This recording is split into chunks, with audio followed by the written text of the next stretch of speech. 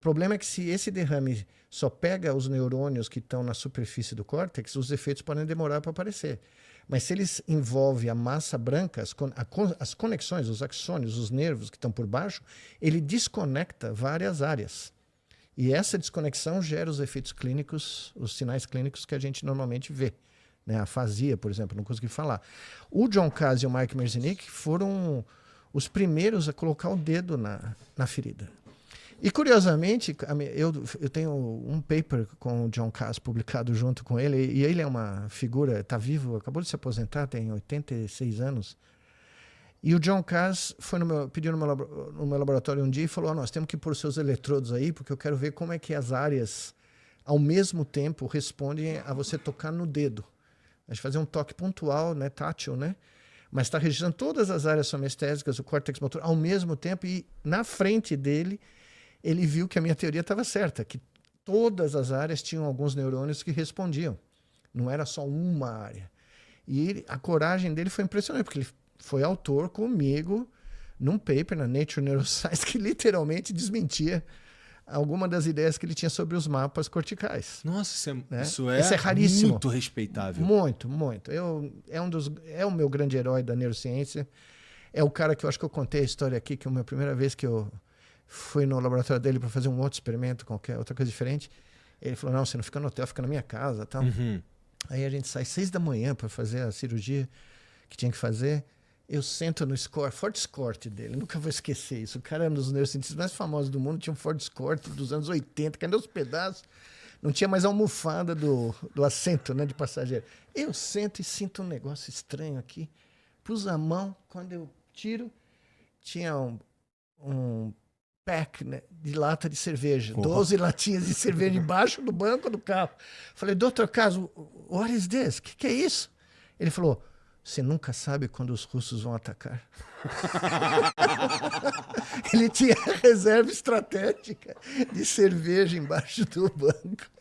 Esse era um dos Agora, maiores... um pequeno parênteses. Tu viveu esse terror dos russos atacarem lá? Era um terror nessa época? Não, porque eu estava no meu apartamento uma manhã lá, acho que foi no final de 89, eu estou lembrando, no começo de 90, quando caiu, né? O Muro de Berlim. Eu estava acordando e o Muro de Berlim caiu.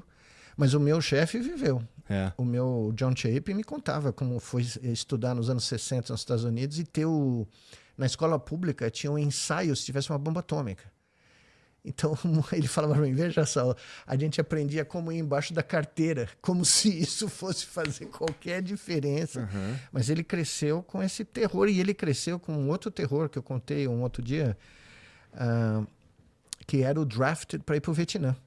Porque naquela época o serviço militar não era alternativo, era como aqui, né? Mandatório. E todo domingo tinha uma loteria na televisão. Sorteavam um range de números. Se o seu número do seu, imagina, o registro de reservista tivesse naquele range, você tinha que ir para o Camboja ou para o Vietnã. Nossa, todo domingo ele falava para mim que era o terror das famílias americanas, né? Porque era o sorteio televisionado e você ia saber se seu filho ia... Né? E ele não foi convocado. Né? Então ele fala que ele nunca esqueceu aquela noite. Né? Que ele escapou do... Imagina, você crescer com esse barato na sua cabeça o tempo inteiro. Né? Você vira um ser humano que guarda um pack de cerveja embaixo do banco do teu carro porque tu não sabe quando os russos vão atacar. Esse era o John Cass, né? E o que é curioso, o John Cass, ele é um cientista, e eu posso provar por vários exemplos. Ele queria saber a resposta. Ele não se interessava nem se fosse ele que não conseguisse a resposta, se fosse um outro cristão.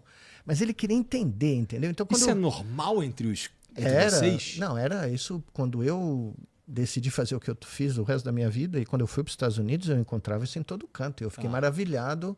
O meu chefe no Brasil era assim, o Dr. César Timaria, eu só me namorei da ciência por causa dele, um homem humilde, super simples, mas de um poder intelectual assustador. E ele me escrevia, né? Porque não tinha internet naquela época, né? Cada vez que eu publicava um trabalho aqui, eu mandava para ele, evidente, né? Um trabalho lá nos Estados Unidos. E eu me lembro, quando saiu o meu primeiro trabalho, foi um trabalho na Science, eu mandei o trabalho autografado e tal. Eu recebi uma carta, umas 20 páginas. Só... maravilhoso, entendeu? O cara falando como ele ficou emocionado, como ele ficou... E ele nunca tinha publicado na Science. O cara tinha 50 anos de neurociência, nunca tinha publicado. Eu nem sei se algum outro aluno dele tinha. Maneiro. Ou seja, ele assimilou aquilo como se fosse ele, né? Porque era dele, como ele me falou.